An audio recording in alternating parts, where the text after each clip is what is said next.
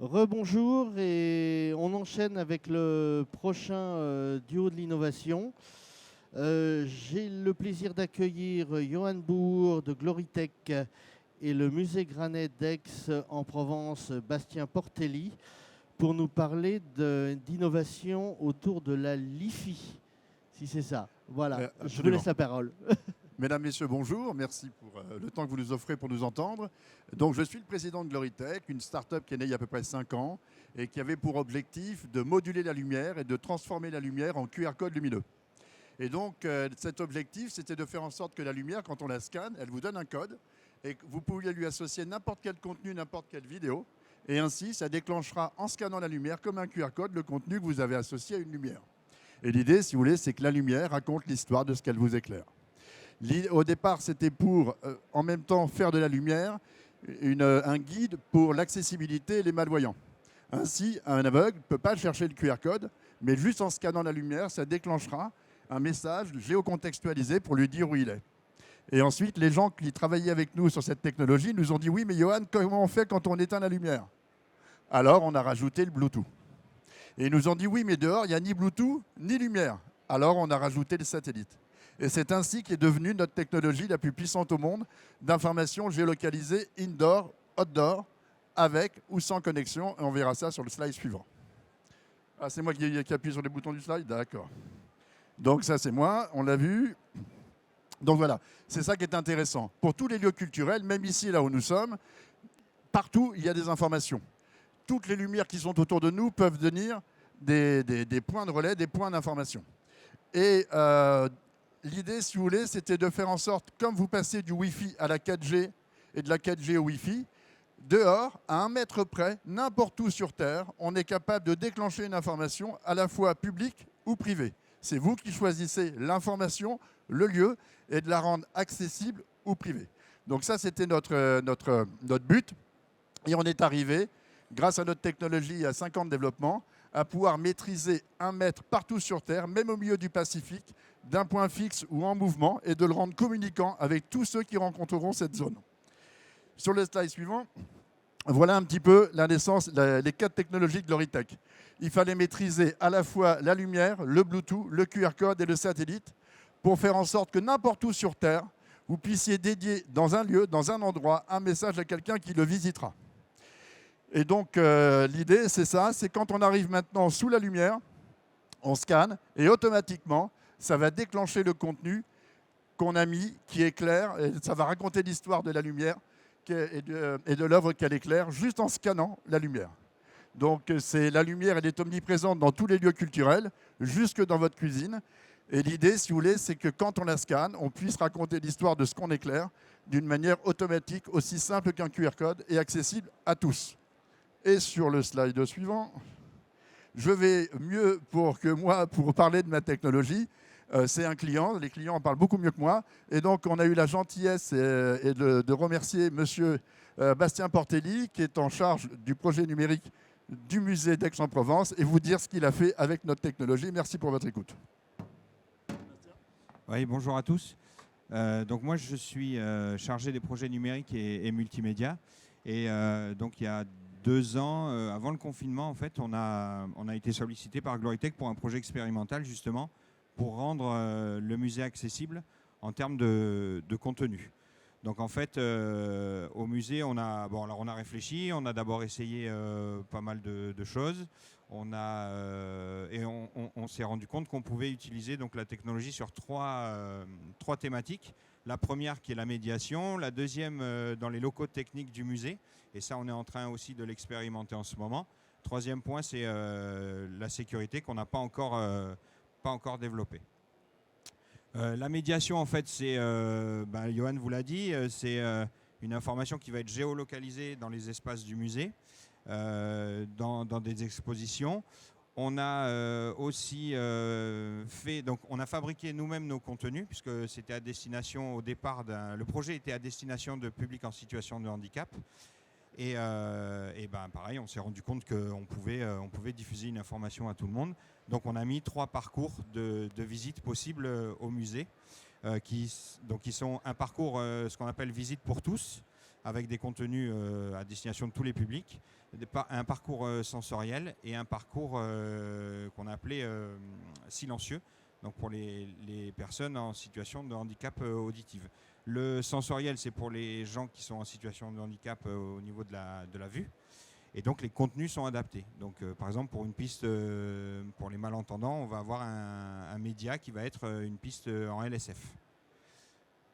On a aussi alors on se pose la question parce que l'application elle rend le contenu texte c'est traduit en simultané alors maintenant en 64 langues. Voilà. Et le texte que vous rentrez, en fait, la personne qui a par exemple un téléphone en espagnol va avoir le contenu qui va être lu et traduit en espagnol. Ensuite, on a aussi ils ont une techno qui s'appelle le Graal Nomade et qui va pouvoir nous permettre de faire du hors les murs aussi avec les médiateurs. Et on se pose la question, suite au confinement, enfin suite à la période qu'on vient de vivre, si Graal peut être compatible avec une fonction d'audio guide, puisqu'il y a la traduction simultanée, la géolocalisation.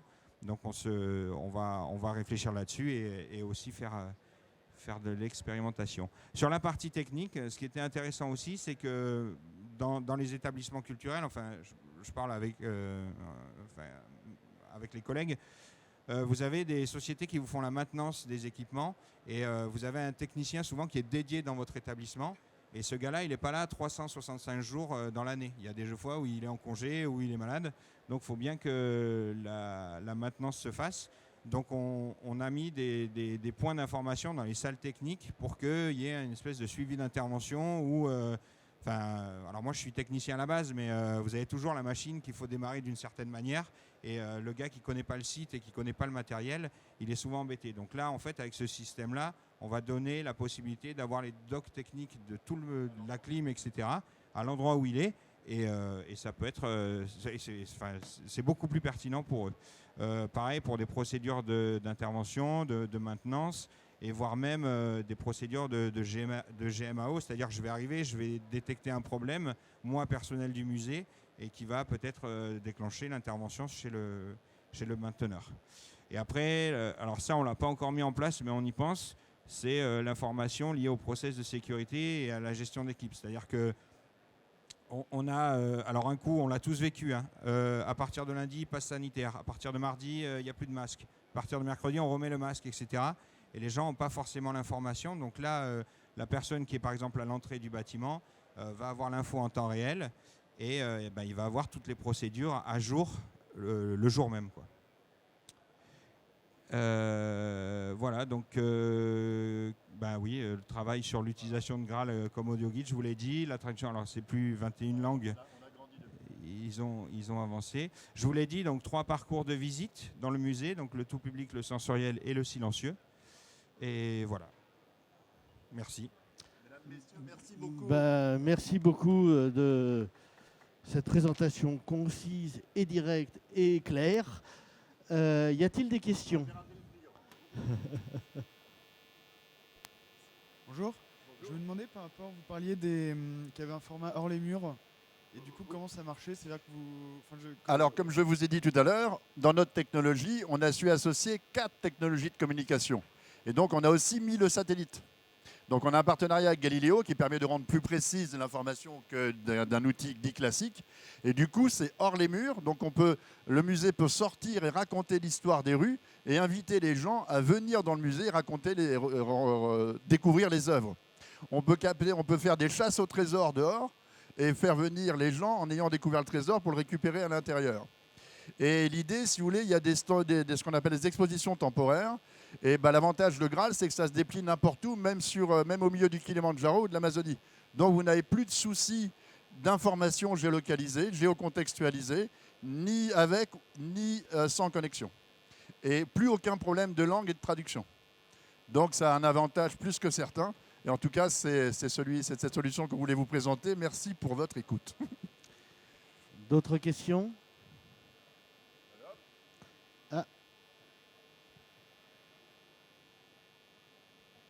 Dans le format hors les murs que vous présentez là, comment ça se passe physiquement? J'ai mon téléphone dans la main et je reçois une notification, je regarde, je scanne une lumière. Alors, comment ça se passe? alors, si vous voulez, on a essayé de rendre tout automatique. D'accord? Parce que si vous devez faire commencer à avoir une opération de votre téléphone avant de lire l'information, ça va être un peu difficile pour vendre notre solution. Donc, quand vous déclenchez notre application, Graal, comme son nom l'indique, eh bien, elle ouvre tous les scanners et vous vous promenez. Et l'information arrive, vous ne cherchez plus l'information, c'est elle qui vous trouve. C'est un peu le principe. L'idée, si vous voulez, c'est que l'information, vous la cherchez plus et elle vous trouve.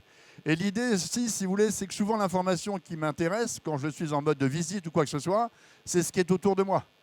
Auquel cas, j'ai des moteurs de recherche qui peuvent me parler des choses plus éloignées. Mais avoir un témoignage de l'histoire quand on est devant l'œuvre, aussi bien dehors que dedans, ça n'a pas du tout la même saveur. Et c'est ce qu'on essaye de rendre plus savoureux pour vos visiteurs et tous ceux qui ont besoin de notre technologie. Voilà. Merci, monsieur, pour votre question. Une autre question? Bon, bah, moi, j'en ai une dernière. On vous retrouve où? Toutes les réponses sont à 30 mètres J42. Voilà, J42. Voilà, allez-y, venez voir une démo, vous allez voir, c'est bluffant. Je vous remercie beaucoup. Merci, mesdames, merci, messieurs.